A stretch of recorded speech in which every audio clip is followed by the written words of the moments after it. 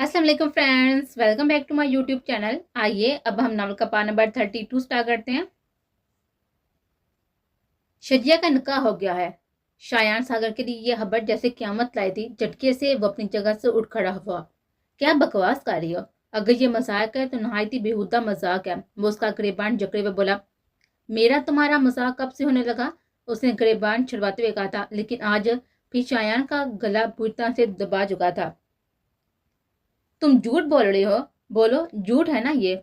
मैं क्यों झूठ बोलूंगा? निकाह हुआ है। मैंने खुद शज्जा और सफ़ी को अपनी आंखों से देखा है और वो काफी खुश थे। सफ़ी की गाड़ी हवेली में आई थी और फिर वो शज्जा को छोड़ने अंदर बढ़ा। तभी मैं उसकी गाड़ी की तलाशी ले, शायद मुझे उसकी असलियत का पता चल जाए। लेकिन मुझे वहां इन दोनों का निकाह नवा मिला था। निकाह हो गया और तुमने मुझे खबर नहीं होने दी। क्यों आहर? उसके दाम में भी जैसे शिकस्त थी, जबकि वो शख्स अब बुरी तरह से तड़पने लगा था। उसने पूरी ताकत लगाकर शायान को दूर धकेला और बुरी तरह से खांसते हुए पानी का गिलास लबों से लगाया। उसके हाथ बुरी तरह से कांप रहे थे, जबकि शायान अपना गुस्सा रूम की कीमती चीजों पर उतारने लगा। उसका दिमाग घूम चुका था। इतनी बड़ी शिकस्त वह कैसे खा सकता था? फतेह के करीब आकर उसने आज दूसरी मरतबा शिकस्त खाई थी। कैसे हुआ ये? तुमने मुझे इसके बारे में क्यों नहीं बताया? वह बुरी तरह से दारे उसको मारने पर दरपड़ हुआ था, लेकिन वह खड़ा हो चुका था। और तुम जो उससे मिल रहे थे, मुझे खबर होने दिए। होने भी कैसे देते? तुम्हें मुझ पर एतमाद नहीं है। मुझे बताते, मैं खुद उसे तुम्हारे पास लेकर आता, लेकिन तुमने मुझे बताना गवारा नहीं किया। बेशक वह मुझे अजीज है, लेकिन फिर भी मैं शज्जा को तुम्हें दे देता। ऐसा नहीं हो सकता।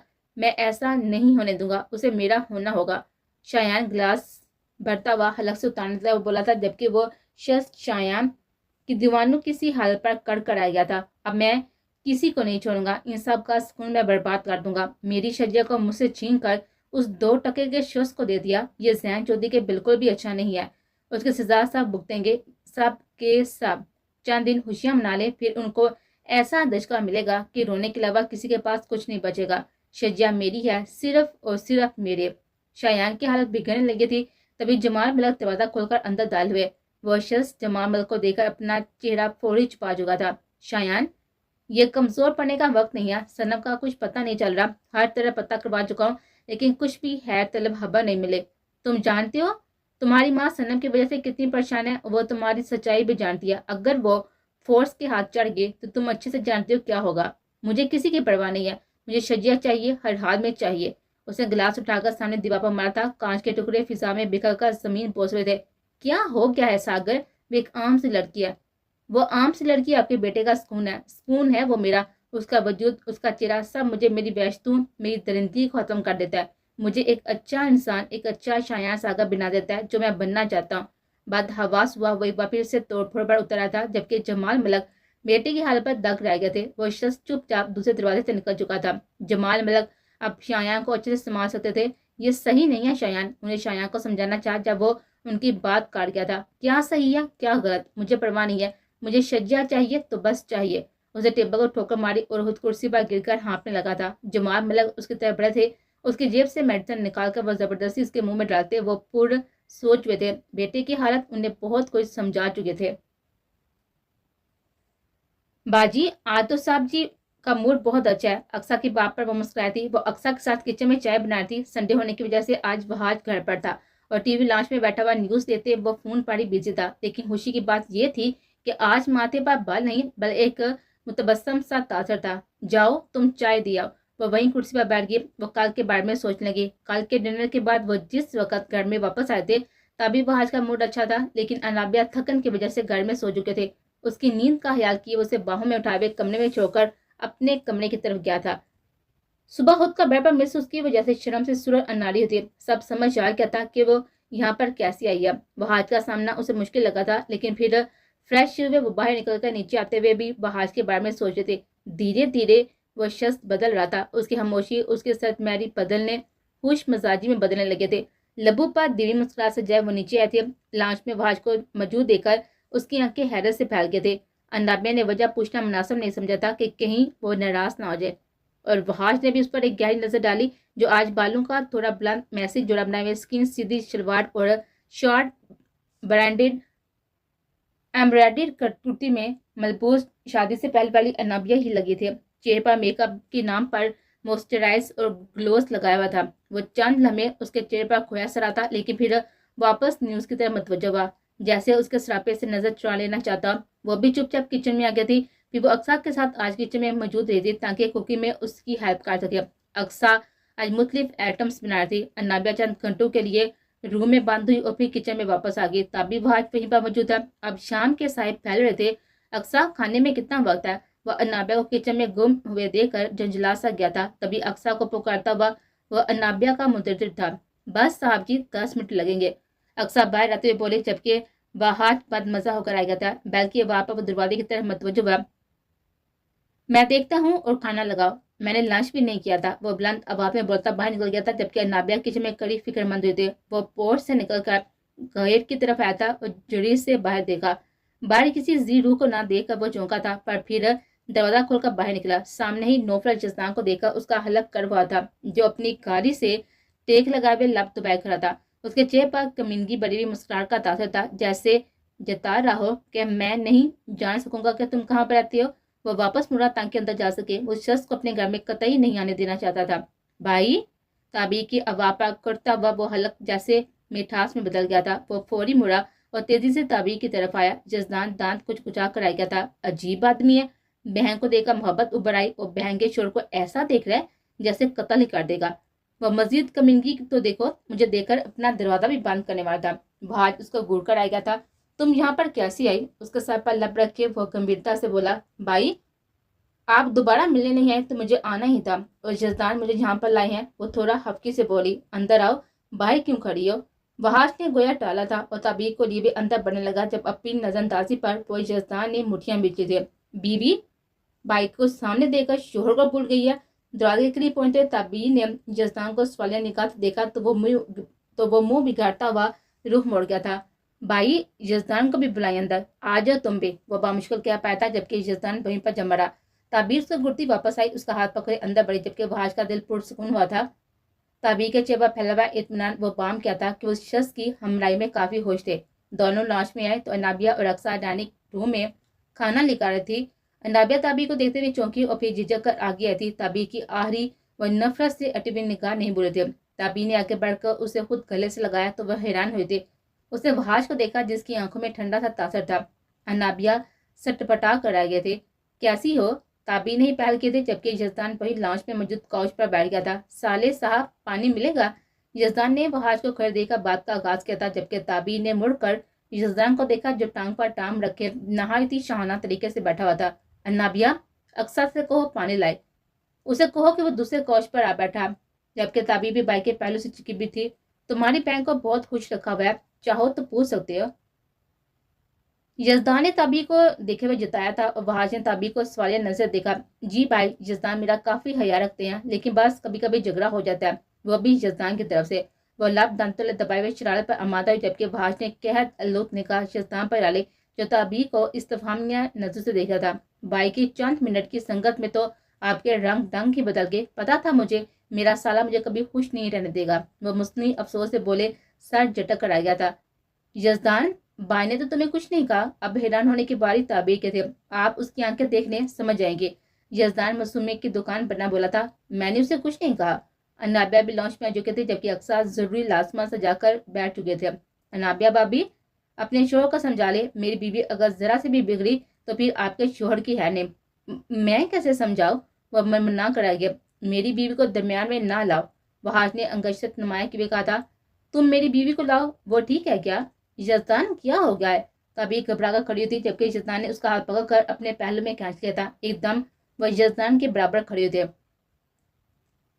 भाभी, आप बैठे वहाज के पास। ताबीर पल में समझ गई थी कि वह क्यों बलात्कार शुरू हो गया था। वहाज के सामने वह हिफा से शर्मिंदा थी, जबकि दिल चाह उस शख्स का सर फाड़ दे। मैं?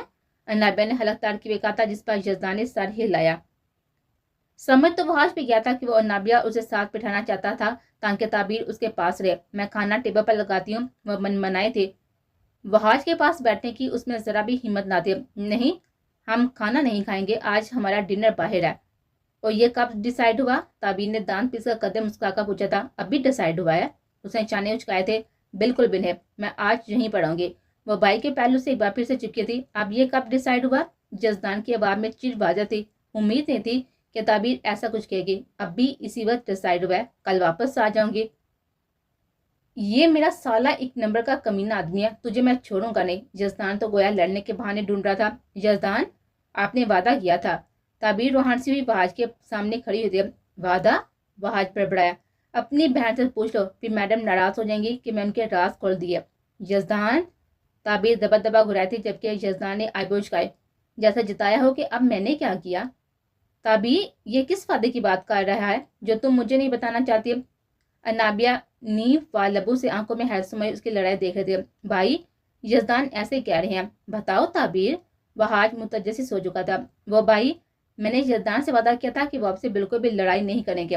تعبیر اپنی انگلیاں چٹائے بولے تھی، جبکہ یزدان مسکراہٹ چھپانے کے لیے اپنے چہرے پر ہاتھ پھیرے ادھر ادھر دیکھنے لگا۔ وحاج نے یزدان کو دیکھا جو آپ پانی کا گلاس لبوں سے لگا چکا تھا۔ ایسے شخص سے وعدے نہ لیا کرو، کیونکہ یہ نبھانے کا ذرا بھی اہل نہیں ہے۔ وحاج نے بھی صاحب برابر کیا تھا۔ نہیں بھائی، یزدان وعدے نبھانا جانتے ہیں۔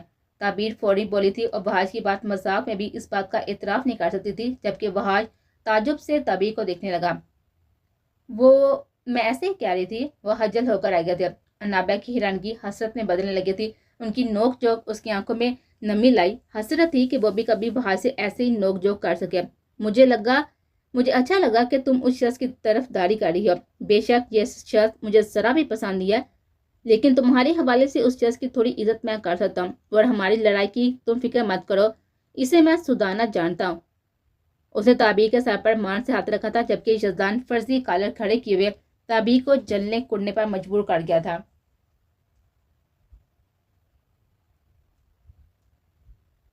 تعبیر اور انابیہ کھانا کھانے کے بعد اوپر جا چکے تھے، جبکہ یزدان نے کوٹ کی پاکٹ سے پیپر نکال کر سامنے رکھے۔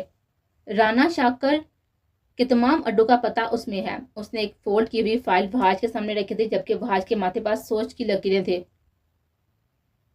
میں جانتا ہوں تم کسی کا احسان نہیں لیتے، لیکن اب جنگ ہم سب کی ہے اور اس جنگ کو ہم نے مل کر لڑنا ہے، اور اس کے لیے ہمیں اپنی دشمنی دوستی ایک طرف رکھنی ہوگی۔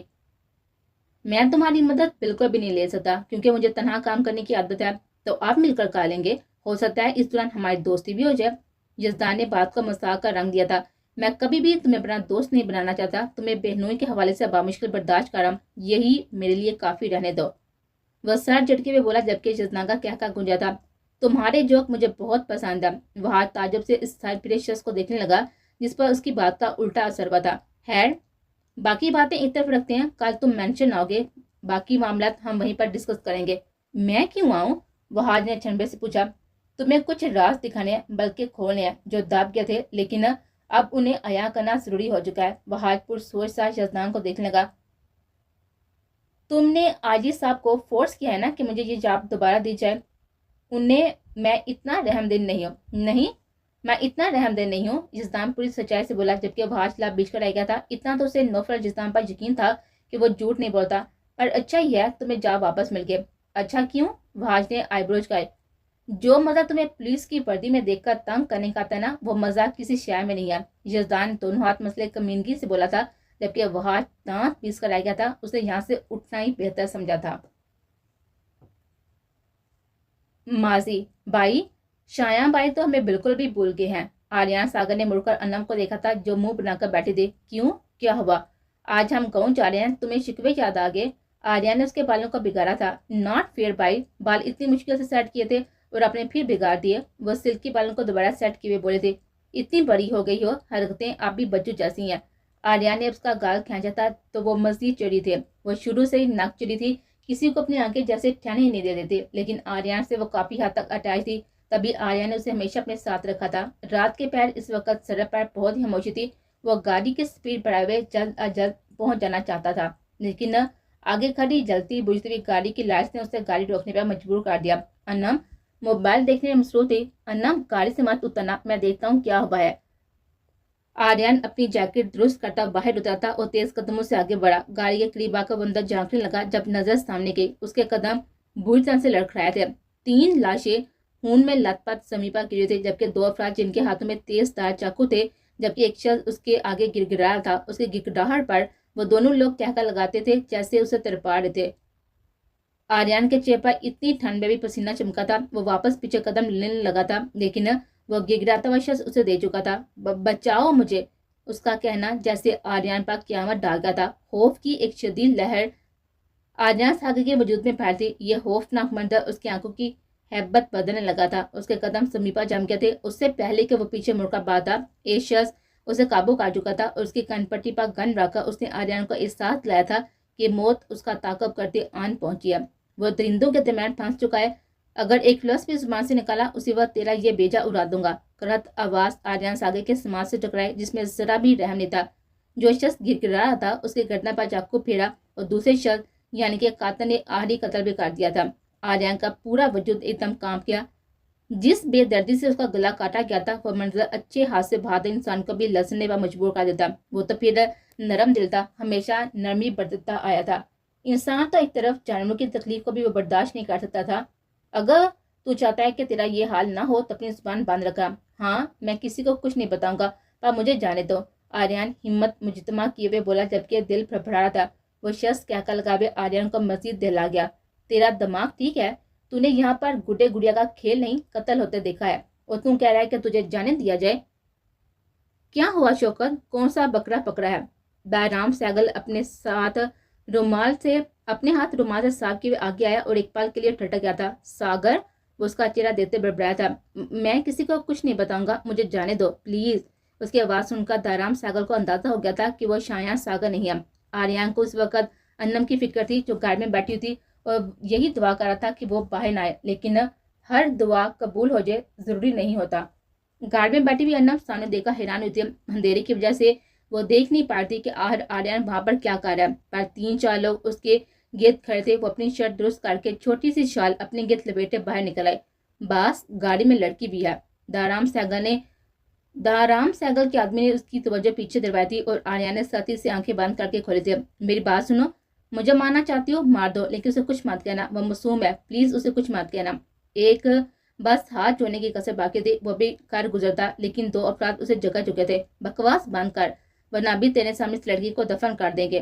دارام سہگل نے باری ہاتھ اس کے چہرے پر مارا تھا۔ انم تیزی سے آگے آئی تھی جب ایک شخص اسے پکڑ کر منہ پر ہاتھ جما چکا تھا۔ اچانک آفتاب پر وہ ہڑبڑا کر آئے گئے تھے۔ اس شخص نے نہایت ہی سختی سے اس کے منہ پر ہاتھ جمایا تھا کہ انم کو سانس لینا مشکل ہوا تھا۔ پلیز میری بہن کو چھوڑ دو، مجھے جو کہنا ہے کہو، لیکن میری بہن کو کچھ مت کہو۔ وہ اس کی گرد میں جٹپٹا رہا تھا جبکہ بے بسی لفظوں میں نمایاں تھے۔ چھوڑ دیں گے تیری بہن کو، فی الحال تمہارے ساتھ چل۔ میں نہیں جاؤں گا، آریان چیخا تھا۔ اگر ضد کرے گا تو تیری بہن کے ساتھ وہ ہوگا جو تجھ جیسا غیرت مند آدمی برداشت نہیں کر پائے گا۔ دارام سہگل نے اس کا منہ دبوچے ہوئے کہا تھا جبکہ آریان مر جانے کو ہوا۔ چہرہ لٹھے کی مانند سفید پڑ گیا تھا۔ اس سے بڑھ کر کیا اذیت ناک لمحہ اس کے لیے ہوتا کہ اس کی بہن کے بارے میں وہ شخص غلیظ بکواس کر رہا تھا اور وہ کچھ کر نہیں پا رہا تھا۔ انم کی آنکھوں سے بہتے ہوئے آنسو نے اسے جیسے ٹھٹکا دیا تھا۔ ڈالو دونوں کو گاڑی میں، دارام سہگل حکم دیتے اپنی گاڑی میں سوار ہوا تھا اور شوکت اس کی گاڑی تو لے کر آ اور کوئی بھی ثبوت نہیں رہنا چاہیے۔ اپنی تمام تر کوششوں کے بعد بھی وہ اس کی گرفت سے آزاد نہیں ہو پایا تھا۔ آریان پہنچا نہیں ابھی تک، فون کرو اسے، جمام ملک نے شایان ساگر کو کہا جو کہ کوچ پہ بیٹھا ہوا لیپ ٹاپ میں مصروف تھا۔ ان کے کہنے پر اس نے آریان کا نمبر ڈائل کیا۔ بیل جاری تھی۔ ہیلو آریان۔ ایک پل کے لیے اس کے چہرے کی کیفیت بدل تھی جبکہ جمال ملک اور باقی سب کی نظریں بھی جیسے شایان پر ٹھہرتی گئی تھی۔ اس نے چاروں جانب نظر درائی اور چہرے کے تاثرات بہتر کیے۔ اچھا چلو ٹھیک ہے، یہاں سب تمہارا انتظار کر رہے تھے۔ اس نے چند باتوں کے بعد فون رکھ دیا تھا۔ کیا ہوا شایان؟ کیا کہہ رہا ہے آریان؟ بابا، وہ فی الحال نہیں آ رہا، کہہ رہا ہے کہ اس کے اسٹوڈنٹس ایکسٹرا کلاس کے لیے اسے فورس کر رہے ہیں۔ یونیورسٹی میں پیپر سٹارٹ ہو رہے ہیں تو کہہ رہا ہے کہ 10-15 دن میں آ جاؤں گا۔ لو، یہ کیا بات ہوئی؟ انا بھی تو آ رہی تھی، اب کیسے آئے گی وہ؟ کمال ملک ساتھ بدمزوا تھا جبکہ سنم اب تایا کے پاس جا بیٹھے تھے۔ تایا بو، میں بھی تو ہوں نا، جب انم آپی آئیں گی تب آپ ان سے باتیں کر لیجیے گا۔ سنم کے لاڈ پر وہ مسکرا کر اس کی پیشانی چوم چکے تھے جبکہ اس کی ایک طرف کھڑی ہوئی تعبیر دل مسوخ کر رہے تھے۔ ویسے آج میں ایک ضروری بات بھی کرنے آیا تھا۔ کمال ملک نے تحمید باندھی تھی۔ بھائی صاحب خیریت ہے؟ جمام ملک سیدھے ہوئے جبکہ شایان کے چہرے پر تفکر پھیلا تھا۔ میں انم اور وحاج کی بات طے کرنا چاہتا ہوں، اگر تمہیں کوئی اعتراض نہ ہو تو۔ تابی کا رنگ پھک ہوا تھا۔ اس نے نجمہ بیگم کی طرف دیکھا جس کے چہرے پر تفکر پھیلا تھا۔ تایا ابا، آپ کا فیصلہ سر آنکھوں پر، لیکن وحاج اور انم کی موجودگی میں یہ بات ہو تو اچھا ہے، اور آریان کو بھی آ جانے دے، کہ سب کی موجودگی میں بات ہوگی اور ساتھ ہی منگنی بھی کر دی جائے گی۔ جمام ملک کے بجائے جواب شایان کی طرف سے آتا جو اب گھر کے فیصلے لینے لگا تھا۔ بالکل، تم ٹھیک کہہ رہے ہو. کمال ملک کو بھی جیسے شایان کا فیصلہ پسند آیا تھا، جبکہ تعبیر اپنے بھائی کا سوچ سوچ کر ہلکان ہو رہے تھے. وہ چپ چاپ وہاں سے نکل گئی تھی جیسے اپنا وجود فالتو لگا ہو. بھائی صاحب، بات تو میں بھی کرنا چاہتا ہوں. جمال ملک نے شایان کو دیکھا جو کہ آنکھوں ہی آنکھوں میں انہیں اشارہ دے چکا تھا. میں چاہتا ہوں کہ شایان اور تعبیر باقی جو آپ کی رائے ہو. بھلا مجھے کیا اعتراض ہو سکتا ہے؟ وہ فوری بولے، جبکہ شایان نے بوجھل سانس خارج کیا تھا جیسے ایک مار کا سر ہوا ہو. نجمہ بیگم اپنے بچوں کی قسمت طے ہوتے دیکھتی ہوئی بالکل خاموش تھی. کہاں وہ نازو سی لڑکی اور کہاں شایان ساگر جیسا سخت پتھر دل شخص. بلا شبہ شایان ساگر ایک ہوبرو مرد تھا، لیکن اس کی جارحیت پسندی حکمانہ انداز طبی جیسی لڑکی کو توڑ کر رکھ دیتا. بنا کچھ بولے وہ بس مسکراتی رہتی، لیکن اندر ہی اندر کمال ملک سے شکوے مزید بڑھ گئے تھے. دارام، یہ تم نے ٹھیک نہیں کیا. آریان کو کیوں ان سب میں لائے ہو؟ اگلے دن ہی وہ دارام کے خفیہ اڈے پر پہنچ چکا تھا جہاں پر آریان کو قید کیا ہوا تھا. شیشے کے اس پار کا منظر صرف شایان اور دارام دیکھ سکتے تھے. قتل ہوتے دیکھا ہے اس نے، اور یہ تو تیرے جیسا بالکل بھی نہیں ہے. دارام نے اپنی داڑھی کھجائی. شایان کو دیکھا جو صرف رایان کو دیکھ رہا تھا. نہ آنکھوں میں ترہم تھا، نہ ہی کوئی اور جذبہ. تو کیا تم اسے مار ڈالو گے؟ شایان نے ماتھے پر بات ڈالے لیے پوچھا. تیری بہن بڑی خوبصورت ہے. توقع کے برعکس جواب پر شایان کے ماتھے کی رگ پوری طرح سے پھڑک اٹھے تھے. آگے بڑھ کر اس نے دونوں ہاتھوں سے دارام کو جکڑا اور در پر پنچ اس کے منہ پر دے مارے.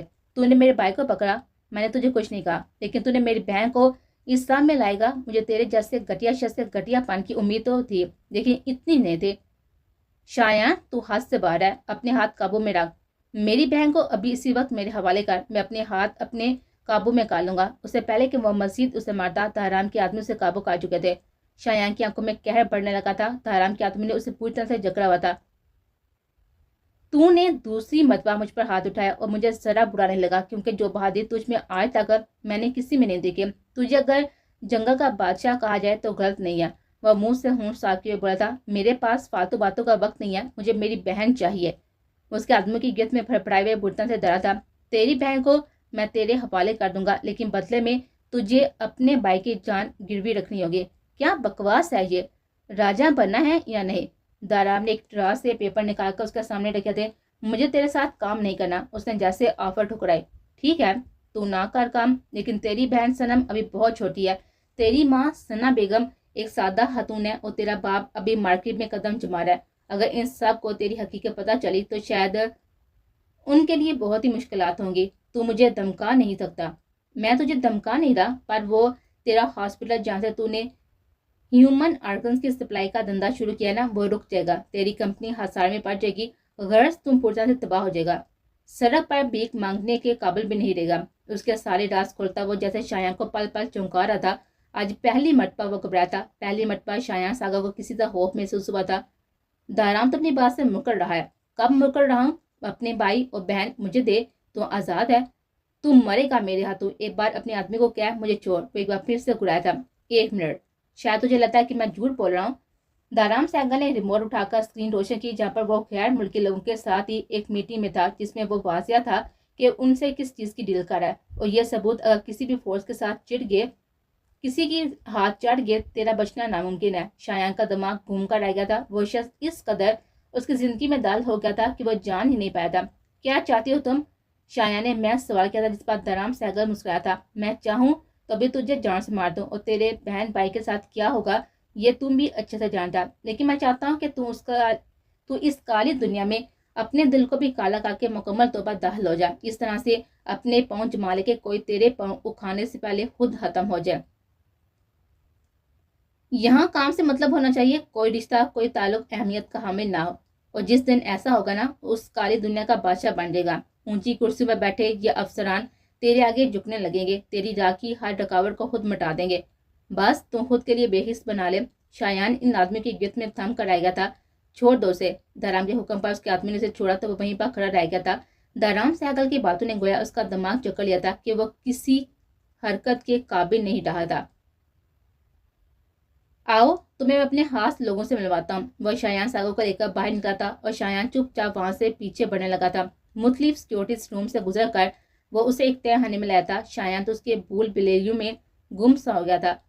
جہاں کی وحشت ناک خاموشی اسے واضح محسوس ہوئی تھی. ایک پل کے لیے اس کا دل چاہ کے واپس مڑ جائے، پر دارام سینگل کے گارڈز پیچھے ہی موجود ہے.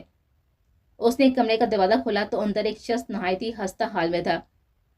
उसे इंसान कहना गलत था, देखने में वो एक ढांचा लग रहा था। ये ISI का एजेंट है, पिछले 2 साल से ये यहाँ पर पड़ा हुआ है।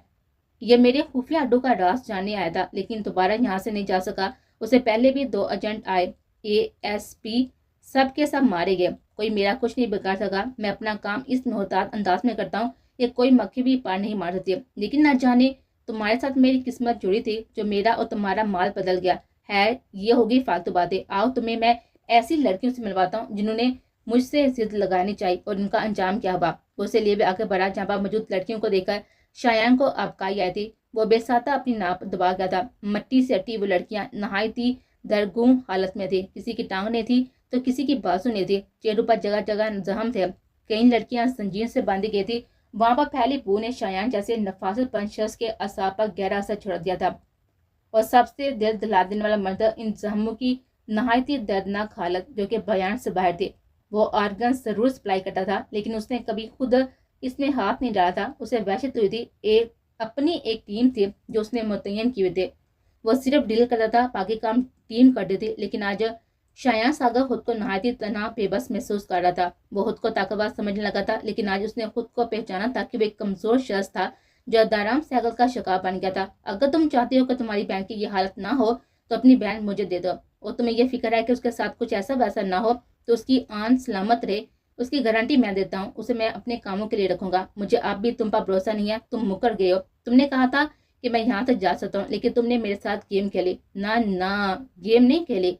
वो तेरा भाई था ना, मुझे बिल्कुल भी नहीं पता था। मैं तो उसे उसी वक्त कत्ल कर देने वाला था, लेकिन मुझे एक पल के लिए गुमान हुआ कि वो तू है, तभी मैं उसे मार नहीं सका। वो तेरा भाई निकला।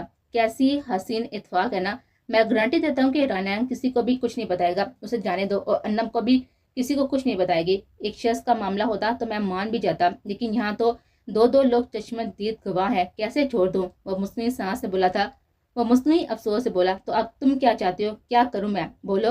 विभा फिर से बेबसी से डरा था। एक हाथ दो, एक हाथ दो, मुझे 1-2 दिन सोचने के लिए दो। शाया ने वक्त मांगा था। महीना ले लो, लेकिन वो यहीं रहेंगे। वो बेफिक्र हो, इन्हें कभी पता नहीं चलेगा कि तुम या मैं एक दूसरे को जानते हैं, बल्कि कभी किसी को पता नहीं चलेगा कि वो दाराम सैगल के कब्जे में है। शाया ने ताजुब से देखा। यकीन रखो, उन्हें कुछ भी पता नहीं चलेगा, और वैसे भी अब चंद साल तो मैं खुद अंडरग्राउंड होने वाला हूँ, क्योंकि मेरा एक असूल है, मैं अपना काम हाथ पर करता हूँ। अभी तो उनकी ट्रेनिंग शुरू होगी, फिर वो उस काली दुनिया में दाखिल होंगे। अभी आराम से रहो, मैं भी रहता हूँ। शाया ने भी इन दोनों को महसूस किया था कि वो काम नहायती तरतीब से करता है।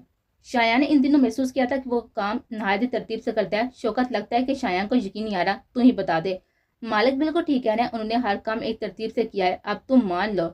दराम ने अपना हाथ सामने फैलाया था। शायान चंद पार तसबस का शिकार दराम को देता रहा, और फिर उसने हाथ पर हाथ रखा, गोया अन्नम और रायान सागर की जिंदगी की डोर उस दरिंदे के हाथ में थमा देती, जो जब चाहे उन्हें जिंदगी से आज़ाद कर सकता था और जैसे चाहे उनकी जिंदगी से खेल सकता था।